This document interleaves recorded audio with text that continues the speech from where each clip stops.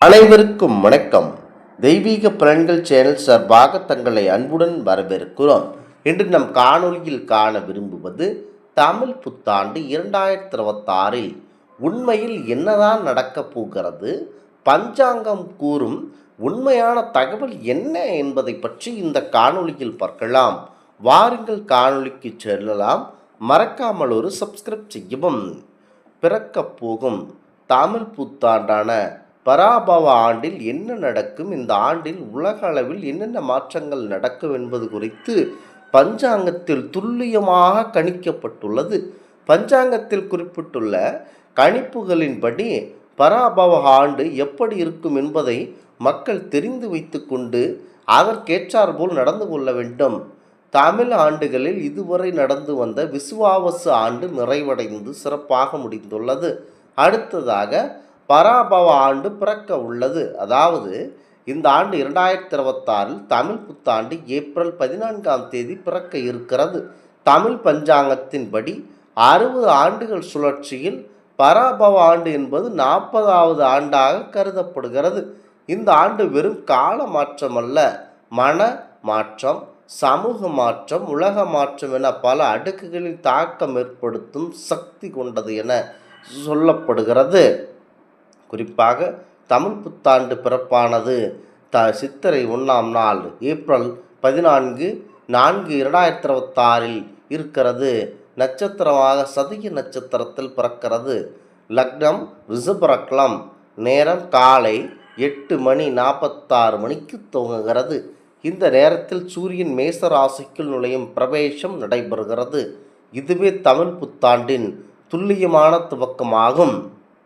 அதாவது பராபவ ஆண்டின் வெண்பா என்னவென்றால், மிக்க பராபவத்தின் மேதினீர் பின் மழையாம், தக்க பசைக்கடலைக்குமே இது பழைக்காது, 4 வகை பல்லுயிர்க்கும் துன்பம் கல்லிக்காதனவே கருத்து. அதாவது இதற்கு என்ன பொருள் என்றால், பருவமழை தாமதமாக வந்து மக்களை வாட்டலாம். குறிப்பாக இது ஒரு மிகவும் கடுமையானதாக இருக்கும். பசி பட்னி பஞ்சம் வரக்கூடிய ஒரு ஆண்டாக இருக்க போகிறது என கூறுகிறது. பருவம் தவறிய மழை, வெயில் கலந்த காலநிலை. குறிப்பாக கடும் வெயிலின் தாக்கத்தினால் வேலை செய்பவர்களுக்கு கடும் மனவலியை அனுபவிப்பார்கள். பருவமழை தவறினால் விவசாயிகளுக்கு மாபெரும் பதட்டம் ஏற்பட வாய்ப்பு இருக்கிறது. கால்நடைகளுக்கு பெரிய பாதிப்பு இருக்காது. பால் உற்பத்தி அதிகரிக்கும். விவசாயம் சார்ந்த பணிகள் கண்டிப்பாக முன்னேற வாய்ப்பு இருக்கின்றன. ஆனால் மக்கள் வாழ்வாதாரத்தில் சில சவால்களை எதிர்கொள்ள வேண்டியிருக்கும். பொருளாதார ஏற்றத்தாழ்வுகள் அதிகமாக இருக்க போகிறது. குறிப்பாக உலக சந்தை மாற்றங்கள் அதிகமாக நிகழும். உலகளாவிய சுழற்சிகள் ஏற்பட வாய்ப்பு இருக்கின்றன. பராபவ ஆண்டில் வரப்போகும் மாற்றங்களும் செய்ய வேண்டியவையும் என்ன என்பதை தெரிந்து வைத்து கொள்ள வேண்டும். மத்திய கிழக்கில் நடைபெறும் பதற்றங்கள் கண்டிப்பாக குறையலாம், ஆனால் முற்றிலும் மறையாது. புதிய தொழில்நுட்ப முன்னேற்றங்கள் அதிகரிக்க அதிகப்படியான வாய்ப்பு இருக்கின்றன. இணையவழி மோசடிகள், பண ஏமாற்றங்கள் கண்டிப்பாக அதிகரிக்கும். ஏனென்றால் எந்த மனிதர் வேண்டுமானாலும் பணத்தை சம்பாதித்து விடலாம்.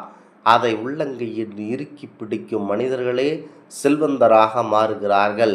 ஆகமையால் மோசடிகள், பண ஏமாற்ற போன்ற விஷயங்கள் சிக்கி தவித்து விடாதீர்கள். அரசு துறைகளில் நவீன மாற்றங்கள் தோன்றும். புதிய நோய்கள், வைரஸ் தாக்குதல் ஏற்பட வாய்ப்பு இருக்கின்றன. வீண் செலவுகள் அதிகரிக்கும் அபாயம், மன அழுத்தம், குழப்பம் ஆகியவை ஏற்படும். அதனால் செலவுகளை கட்டுப்படுத்த வேண்டும். சேமிப்பை அதிகப்படுத்த வேண்டும். விழிப்புணர்வுடன் இருக்க வேண்டும். இந்த ஆண்டின் மிக பெரிய வரம் குரு பகவான் ராஜாவாக இருப்பது. இதனால் ஆன்மீகத்தில் நாட்டம் அதிகரிக்கும். கோவில் வழிபாடு உயரும்.